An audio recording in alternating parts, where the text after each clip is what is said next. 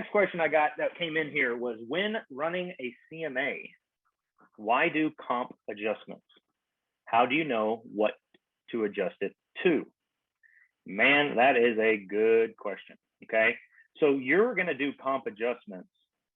So what she's talking about, let me see if I can get this up.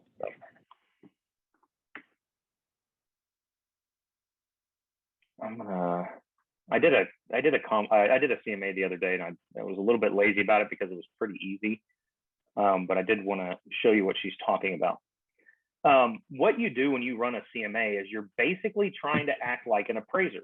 You're trying to see what this house is worth, to give your client an idea of what is going on. Look at this one. Okay, yeah, so I only had 2 comps in here. So what she's talking about is this tab right here under comp adjustments.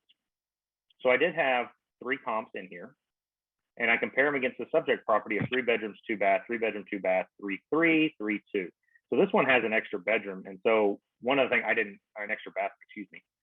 I did not take off for that. Okay. A comp adjustment is going to help you get as close to apples and apples. There are, but there's very few houses that are exactly identical. You're going to want to make sure that you are trying your best to get these, when you do a CMA, as close to the actual price that you can get. I did post in our Facebook group a while back this great little article I found. Where is it?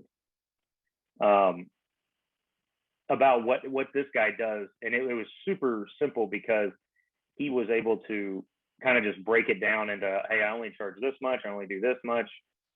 Oh, where is it? And I would highly recommend bookmarking that page because it was super helpful. Where in the world did I do that?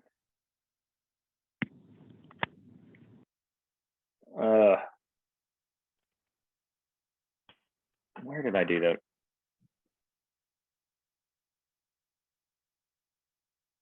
Anyhow, it's in here somewhere, guys. There was an article I put about how to adjust your comps, and it came from somebody else. How to adjust comps. Oops. Let me see if I can just find it this way. Was it this one? It wasn't that. But guys, one of the basic things I do, guys, is I'm going to pay attention to all the houses that are around it. So for this, I'm not going to sit here and look for that. This one right here, guys, it's pretty straightforward. So I made a comp adjustment for the square footage. So my subject property is 832. This one's smaller, so I'm going to add some value to get to this house. And this one is bigger, so I subtracted some value. And we can kind of see where all these things sold, for the different price points and all this stuff. I usually think a full bathroom is worth about $15,000.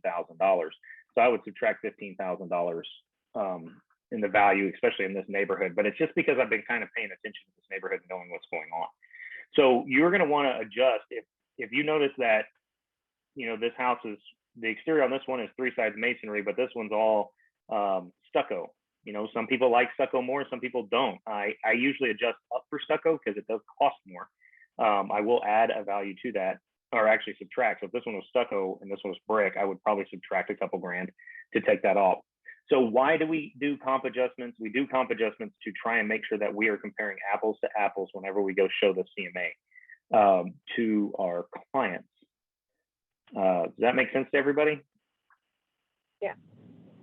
Oh, by the way, guys, I also don't, one of the big things I want to say about that is do not figure out the price per square foot on the house. Let's say it's $150 a square foot. Do not, and it's 1,000 square foot smaller. Do not subtract $150 a square foot times 1,000, because you're going to subtract $150,000 off that price. That's not very accurate. What I tend to do is take about 1/3 of that. So if it's $150 a square foot, I'll take off $50 a square foot. Because yes, the house is smaller, but it doesn't mean that the house is just completely gone. It still has some value to it. So that's another little trick that I use in there. I usually ask, depending on the neighborhood, $10,000 to $20,000 for a bathroom, somewhere between $5,000 and $15,000 for a bedroom. It's kind of some general terms that I use. but just pay attention to it. It takes a little bit, guys. You can't just run through a CMA in 5 seconds to get out the door. It's going to take you a minute to some thinking. And I do have a video on doing CMAs too, so if you want to go back and check that one out.